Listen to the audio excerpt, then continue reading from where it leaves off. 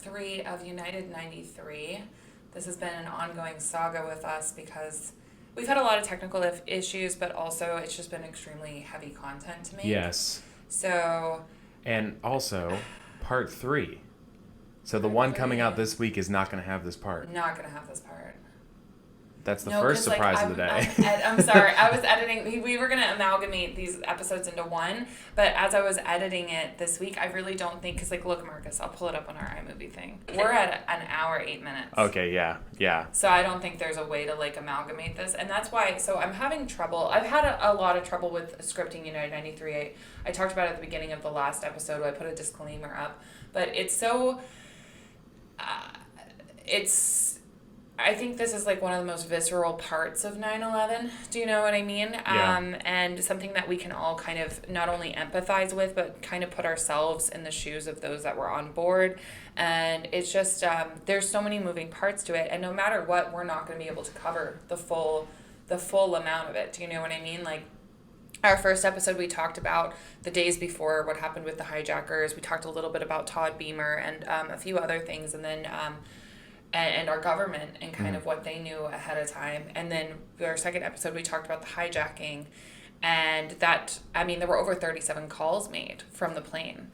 So there was a lot to cover in that as well. And now we're going to be diving into the crash and a fifth plane. The fifth plane thing, that's been something that's been talked about a lot because we have gone through, if you've been following the series at all, we've gone through each hijacking and the events of the day. And there has been suspected for years now that there was a possible fifth plane that never took off that morning because things were delayed. But before we get any farther, I didn't get to mention in the last one, when United 93 crashed at 10:03 a.m., we talked about the velocity last time they were traveling at and how one of the hijackers had turned the flight upside down, which, by the way, I was able to find a chart that we'll put up here because we were confused in the last one of where were they exactly when the plane started to go down, because they had started, remember, they pitched at the beginning of the hijacking, the hijackers had pitched it up 40,700 feet, about there, right? And then at the end of it, when they decided they were just going to pitch that nose down, which wasn't just to crash it, as you had explained in the last one, it would have been to try to get to the passengers to the back of the plane as well. It does, in my opinion, that kind of a maneuver also highlights the fact that these people weren't super well trained on aircraft. Oh, really? Right, because you would think, even if you were like 10,000 feet above the air, you would think you'd have enough time to correct. Yeah. You won't have enough time to correct because this is a very different flying machine than what they would have been learning on. Okay, so this is when it pitches itself up, right? And then all the way, and then it coming down, so you can see they were under 10,000 feet here, and then I guess they pitched it up again. Yeah. And then they brought it down again. We can't see exactly when they turned the plane because it was upside down when it hit the ground. But yeah, I just, when I found that visual, I think it was on Friends of United 93, I was like, wow. It's amazing that the passengers, and they were still fighting. Like, you could hear it until the end on the black box. We don't have the audio for that, but the transcript, will put it down in the description like we did last week. You can read it. It's very disturbing. But they were still fighting, and that's crazy when you think the plane, where it was headed because of the G-force and everything. Oh yeah, you'd be sick to your stomach. So when United 93 crashed in the field, it was going 563 miles per hour and was less than 20-minute flying distance from Washington, D.C. at the time of the crash. In last week's episode, we also talked about the shoot-down order, when it was given, and how it would have been impossible for the United States military to have stopped it, as the plane was already crashed in that field when they found out about it. But it crashed in an old strip mine field, and of course, the locals at the time, they thought, oh gosh, like what's going to crash next? Because they thought maybe there's something underground. And we didn't know, obviously, at the time that was the last plane to be hijacked. Do you know what I mean? Yeah. We had no idea. And with the supposed fifth plane, it might not have been the last plane to be hijacked as well. So the jet fuel and the speed at which United 93 had hit the ground left nothing but fragments of the plane and those that had been inside of it. And like we said in the last episode, people were finding fragments of even human remains in Shanksville for a while afterwards. On the 10th anniversary of September 11th, there was a private funeral held for those final remains that they couldn't really identify of the victims that had been on the plane. Okay, so they had 3 caskets worth.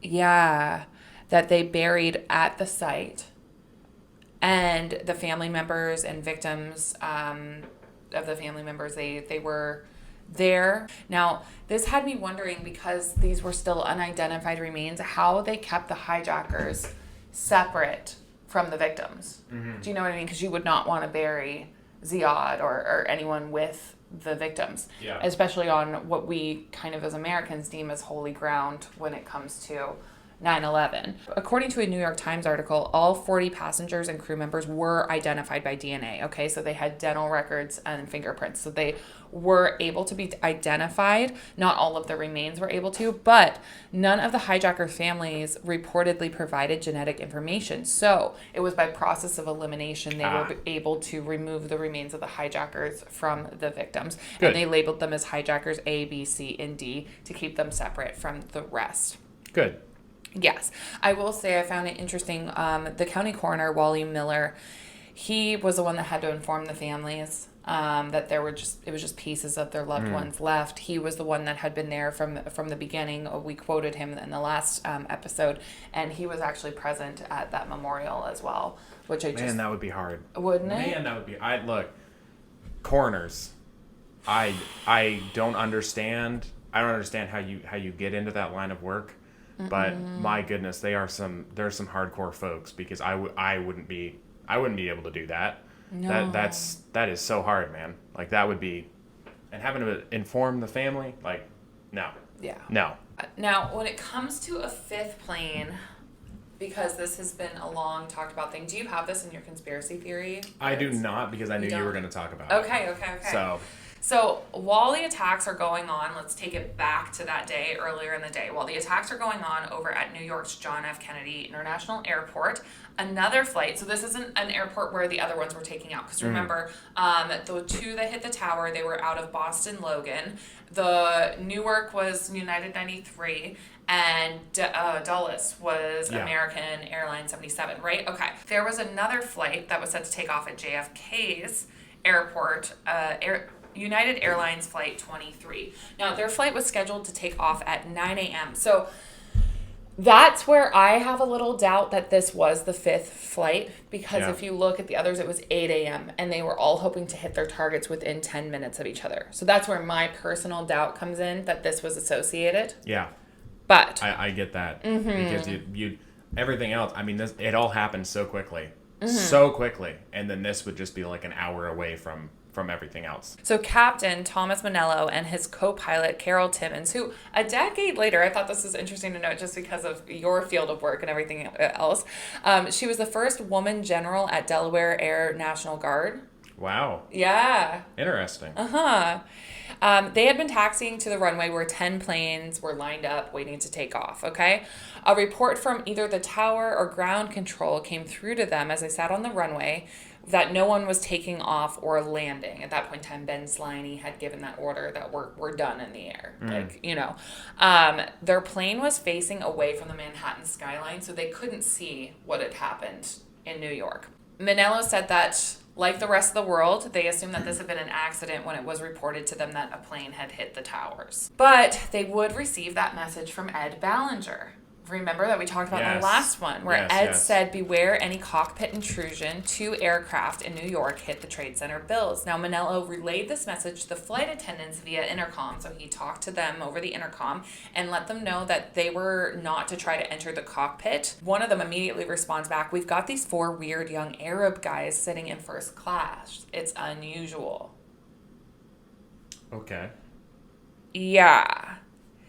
So then he says, next I heard the strangest radio call I've ever heard in my life. New York ground controllers in the tower said, ladies and gentlemen, the airport is now officially closed. We've been ordered to evacuate this facility. You are on your own. And then dead silence. So that's when he realizes we're not going to take off and we all need to go back to our gate. And so they start talking pilot to pilot because they're not getting any instructions from the tower. So the tower just left. According to Manello. Yeah, they were like, you're good luck. Okay. What? Yes. So he then informed the passengers they're headed back to the gate. The route they took had that view of Manhattan, and they could see the smoke just pouring out of the World Trade Center. Now they parked at Gate 2, Terminal 7, and the passengers deplaned while Manello and Timmons began the process of shutting down their engines. So the terminal was a ghost town, but they gathered near a TV where announcers later said that hijacked aircraft that had been transcontinental flights had hit the World Trade Center. So he immediately contacts the FBI and was like, hey, I'm a transcontinental flight, and there was something weird about these guys on the flight, too.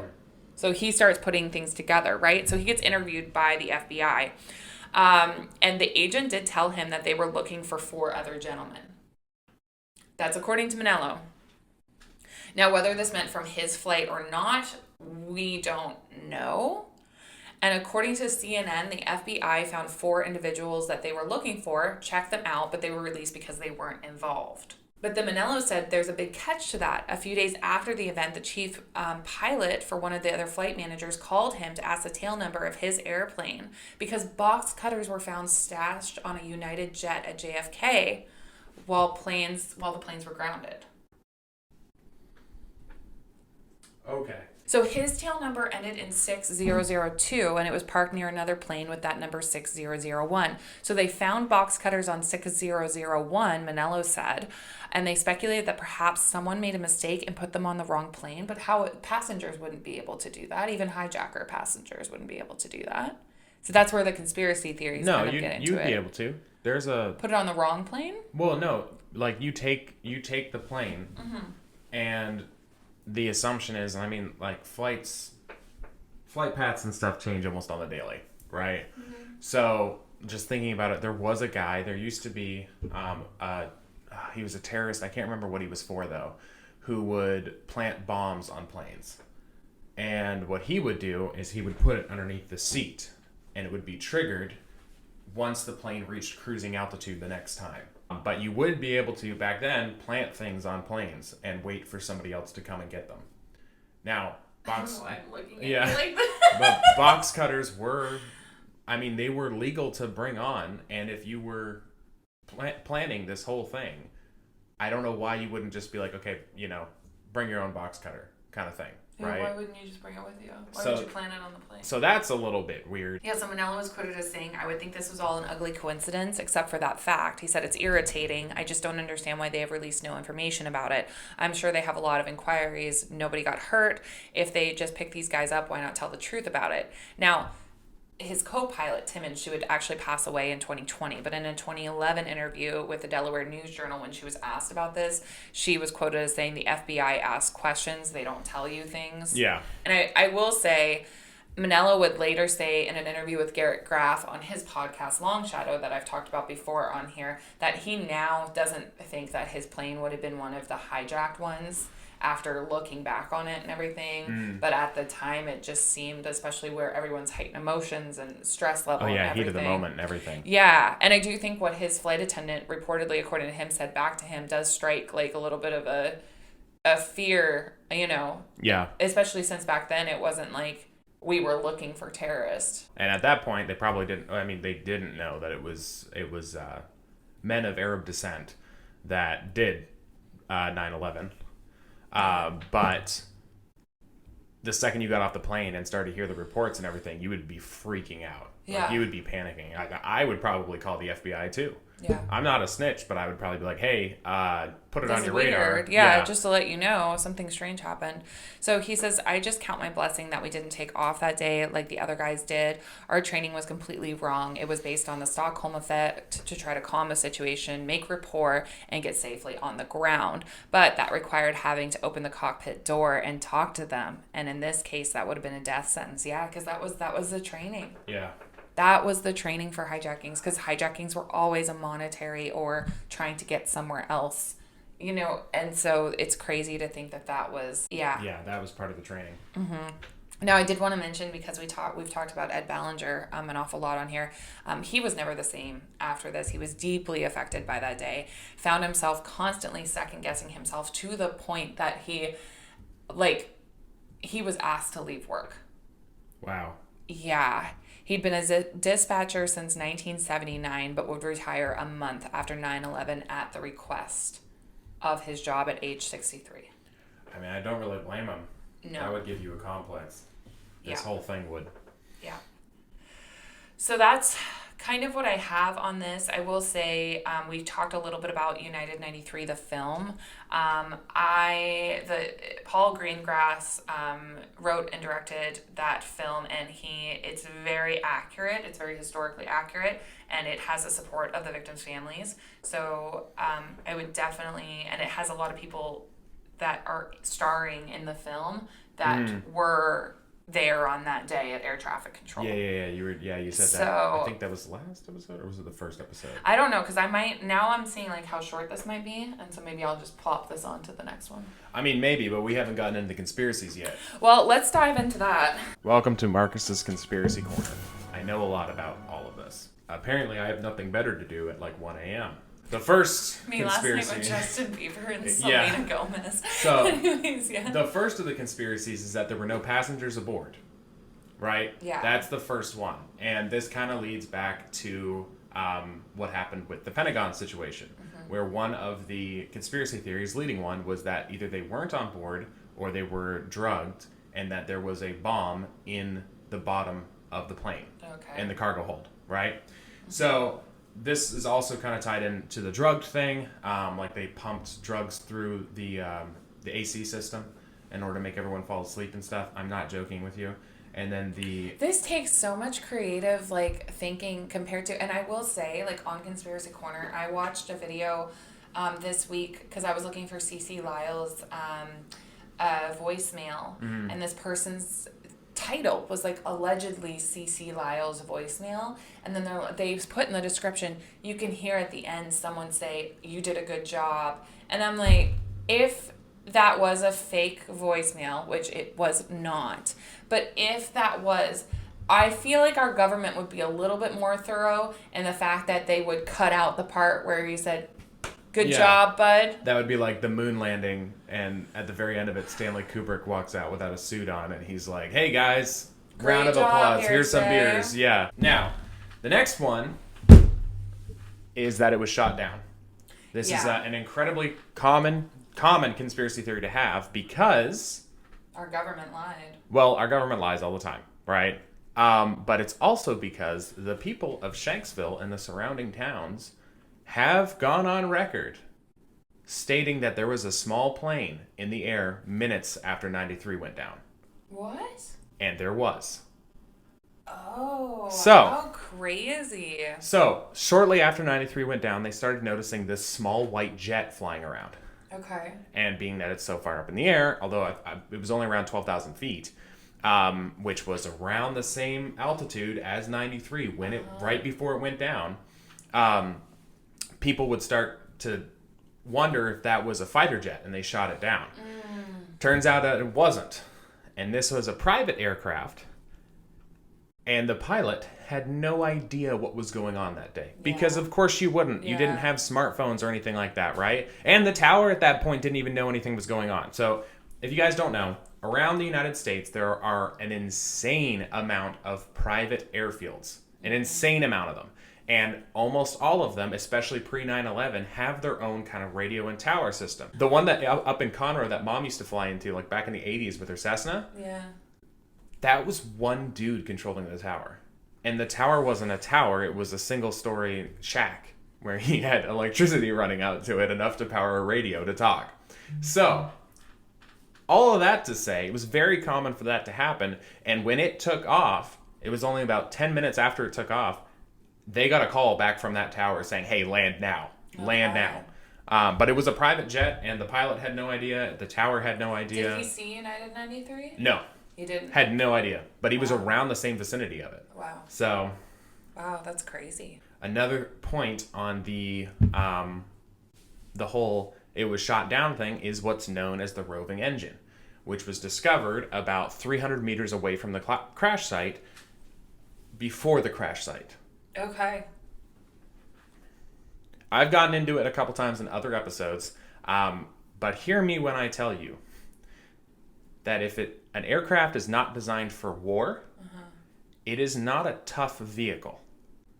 And the fact that they were so close to the ground, where you have all of this different types. Okay, we're going to get into a little bit of thermodynamic talk right now.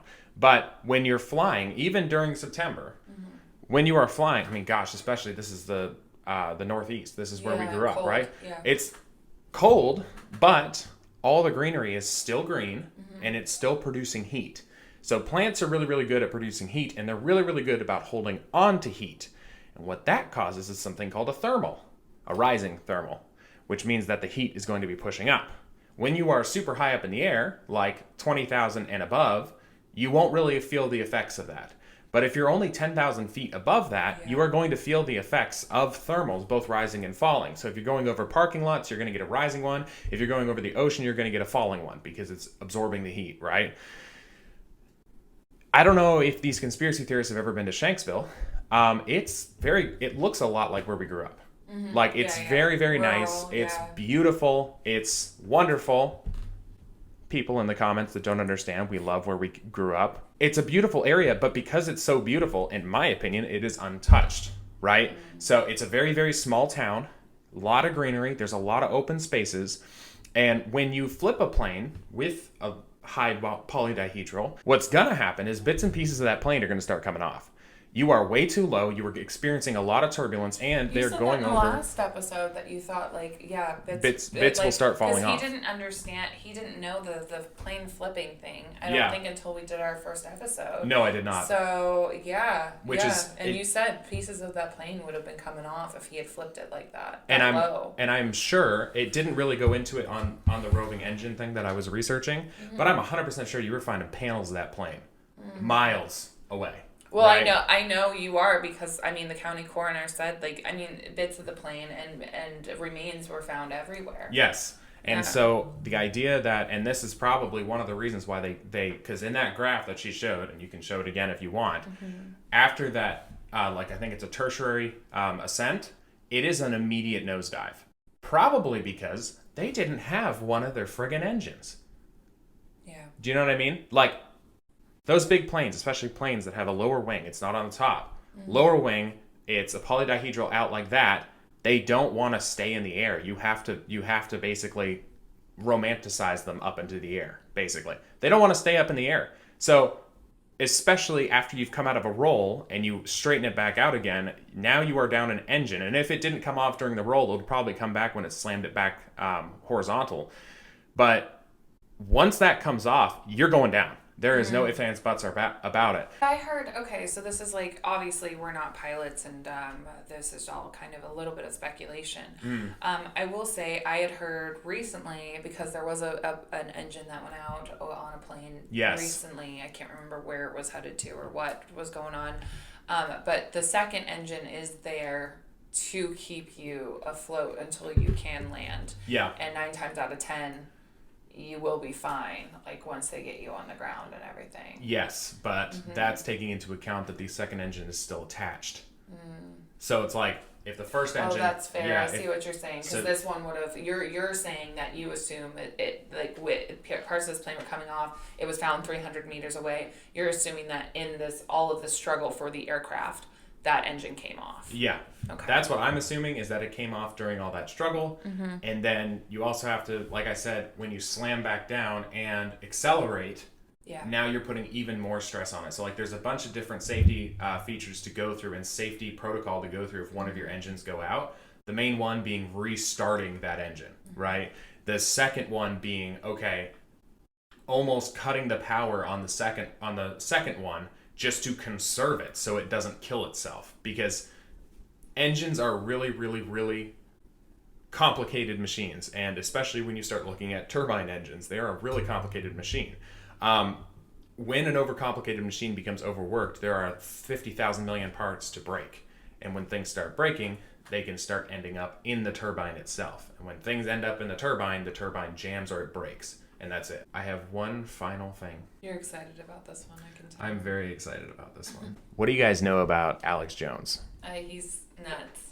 And that there was a whole trial this past year about whether or not Sandy Hook even existed, because he thinks that there's actors involved. Crisis actors, yeah. Yeah, and he said some really fucked up shit. Yeah, he said some heinous stuff. And I believe he has walked back some of his statements about 9/11. However, he has not walked back his statements about the government perpetrating it. Wow. Which, a broken clock still can be right twice a day. Yeah. Now, he had an interview on shortly after 9/11. Because his show, for those of you that don't know, and you just know about Alex Jones from like the memes, like turning the frogs gay and stuff like that. Turn the frogs gay. when you're talking about Alex Jones, you are not talking about somebody who just popped up in the past decade. He's been around for forever. He has been around a very, very long time. So he had a show that was, I believe, between the 90s and the early 2000s. It was a pretty short run show. Okay, so in 2004, because like I said, Alex Jones has been around for decades. Yeah. Absolutely decades. He got someone on the show called Colonel Don de Grand Prix. Sorry.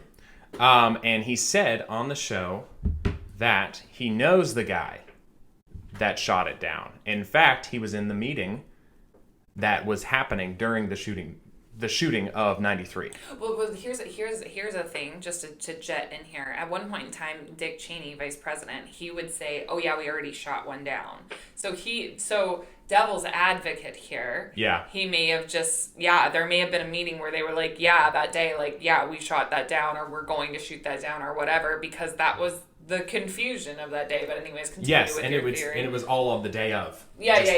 And it was just a total, like, as you can see from the timestamps that we figured out, it was a mess. Our military didn't do anything to change anything. But go ahead with his claim. So, Colonel Grand Prix stated that not only was he in that meeting, but he did know the pilot. Okay. And that pilot was... Hang on a second. Major Rick Gibney. This was all done in 2004, and I know the pilot, and it was shot down by the Air National Guard of North Dakota, and it was shot down by Major Rick Gibney. North Dakota? Okay. Yeah. I just don't know, like, because, like, from all of the, like, people that were working on this NEADS, like, from... Why wouldn't it have been Pennsylvania's Air National Guard? Or even, like, New York airspace, or, Yeah. like, why North Dakota? Anyways, okay. He said all of this... And Alex Jones got a hold of Major Rick Gibney. He said he declined to comment. So, that, of course, led to a big thing of like, oh, he's declining to comment, da-da-da-da-da-da. Well, listen to this.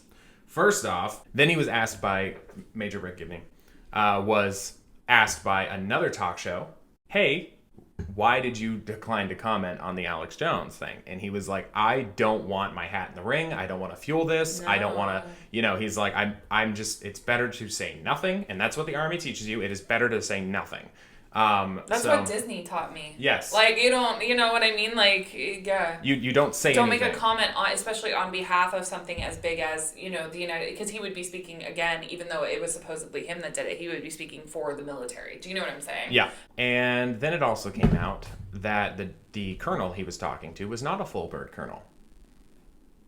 He's a lieutenant colonel, which is one rank below colonel, if you guys didn't know. So...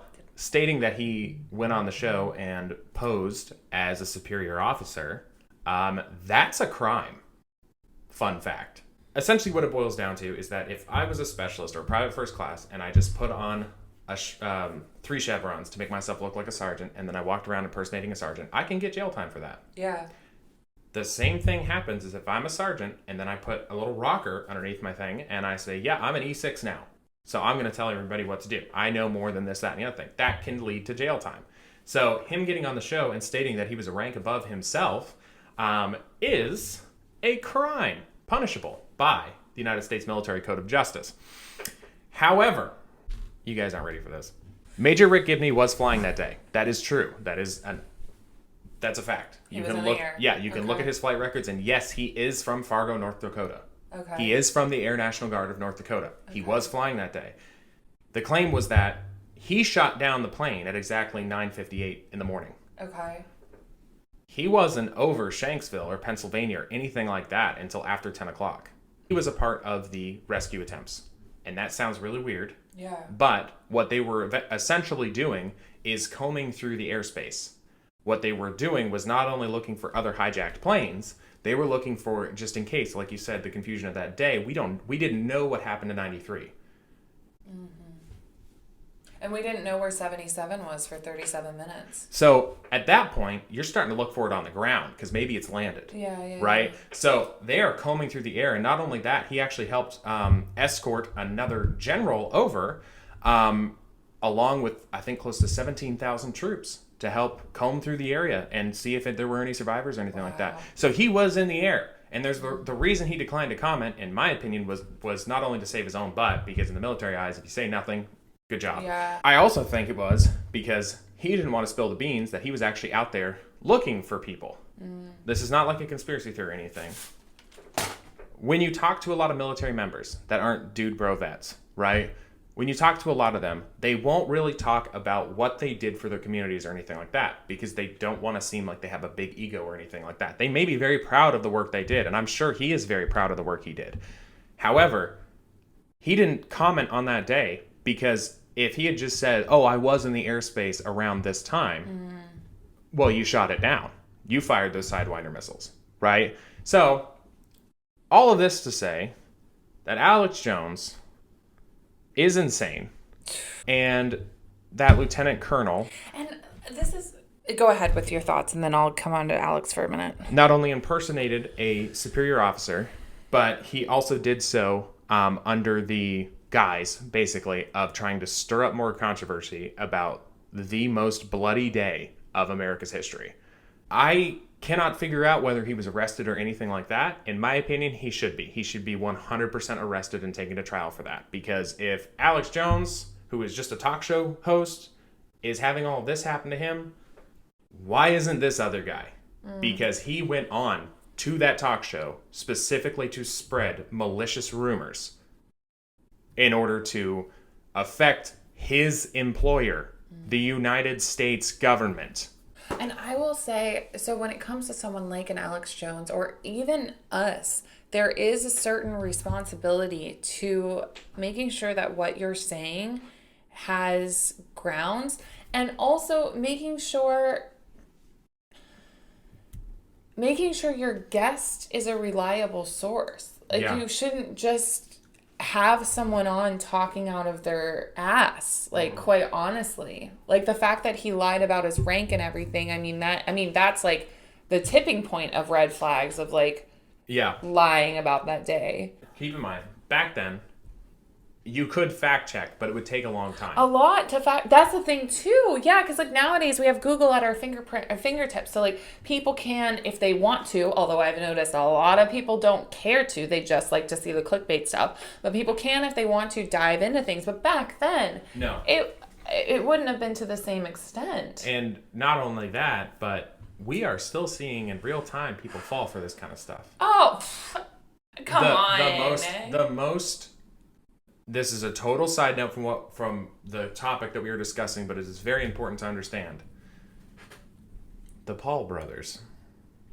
Oh, Jake and Logan? So I believe it was Jake. Correct me if I'm wrong. He started a crypto thing called Crypto Zoo. Right. Yeah. And every single one of the lead developers, if you look up any of their names, even before Crypto Zoo started, are all con men. You just have to type their name into Google and it says top 10 scams that blah blah blah did, biggest rug pull I've ever seen, People are still falling for this. Oh, it's not just that. I mean I could get on a whole rant of everybody and their dog tells me now, well, I did the whole Justice for Johnny Depp thing. They're like, well, you saw the unsealed files, he's guilty.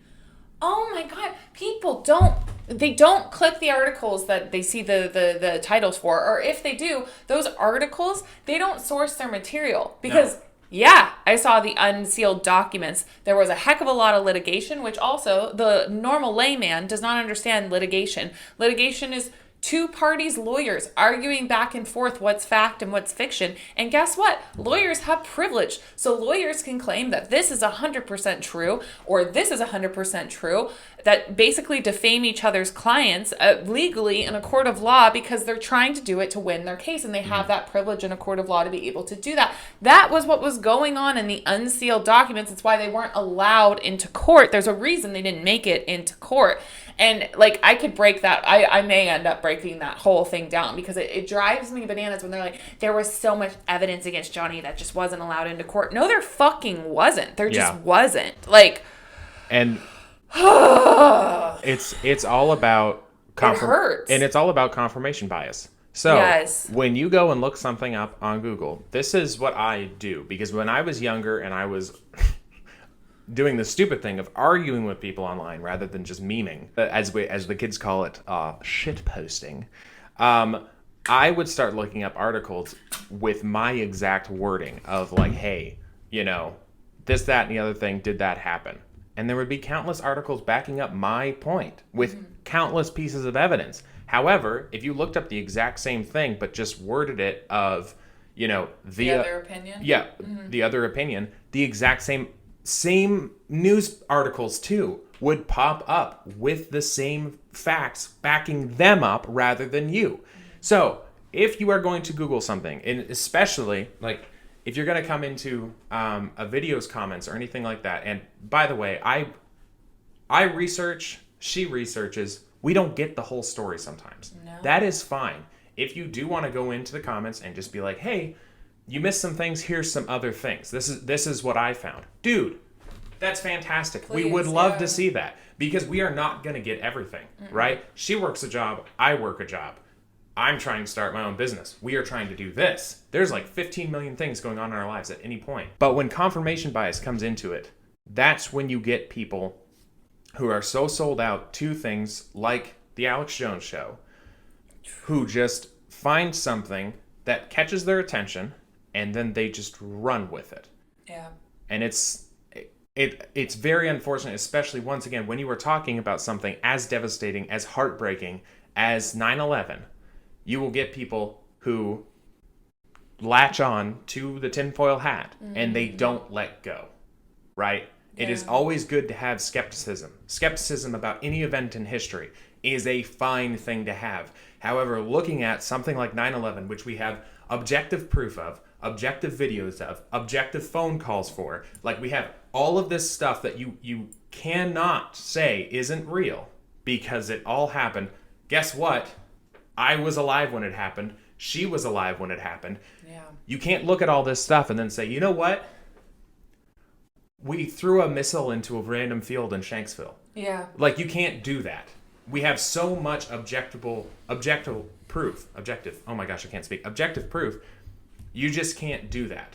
My whole thing with like Conspiracy Corner and stuff like that is to debunk some of the things that have been said about this by people such as Alex Jones and by that guy that was impersonating an officer of a higher rank. We are not here to fuel conspiracy. We are not here to do any of that. What we're here is just to give you the facts. I put on my silly little hat. We've got the conspiracies over on this side, and then we work through our stuff that we've researched and say that's completely false. There is no way that could have happened. And like you said, when I said that there were no passengers or they were all drugged, that's a lot of creativity. That's a lot of creativity. Like that, like you're really thinking outside the box with that, especially when there is so many recorded phone calls from that day. But I will say, like, in looking into all of this, I, as a young person that did grow young, well, now I'm not as young, but as someone that did grow up during the time and remembers 9/11, I have been shocked while researching all of this stuff, just how little I even know about the subject. Oh, yeah. Because we kind of took that day on a face value basis. So I will say, with like the people that are the conspiracy theorists and everything, I mean, good on people for looking a bit deeper into things, because I mean, yeah, there's something wrong. There's something weird with our government. We deserve answers. The American people deserve answers. And I also feel like we say never forget, and yet I didn't know that the 9/11 victims' families have been trying to sue Saudi Arabia and have been fighting this fight kind of by themselves, while we, the American people, never forget annually. Yeah. That's kind of messed up, and that we've kind of put them on the back burner. And also, 9/11 killed a lot more people than the under 3,000 that died that day. They have been suffering with diseases and everything else that were illnesses inflicted from the towers falling on them, from what they've inhaled, like. And then my brothers and sisters in uniform. We went to war. We went and fought a war that had no causation to go into certain countries for. No, absolutely not. It's because we latched onto the idea that it was Al Qaeda or it was the Taliban, and then soared with that, and keeping in mind that we created those cells. And then we kidnap people from their home and are still holding them with no charges for over 20 years at Guantanamo Bay outside of our country. Like, so there's been a lot that's been done wrong, and I think it's not only interesting to look through, but I think we need to start looking at it because there are things that need to be shut down, like Guantanamo Bay. There's questions that need to be asked of why are we in the Middle East. It's still affecting us to this day. Yes. What are we going to do on next week's? Next week's. I'm kind of in the... It'll be next week that the next episode comes out. I'm kind of on the fence on what to look into next. So give me a minute to... This has taken up... I actually had thought about scripting a little bit more for this episode, but I am exhausted on this emotionally and mentally. I'm just going to be real. This has been really heavy stuff to get through. If you want, I can take the reign on something that happened that day, which could probably fill up an entire episode. Okay. And I can write that down on my phone throughout the week and then bring my computer finally. I feel naked in front of you guys without my computer. But yeah. So I can look into that. No spoilers. I'm not giving you guys anything to go off of or her until after the camera shuts off. But yeah. All right. Well, but I think that's pretty much it for this episode. But yeah, until next week. Yes, until next week, we will see you guys later. Bye. Thank you for watching.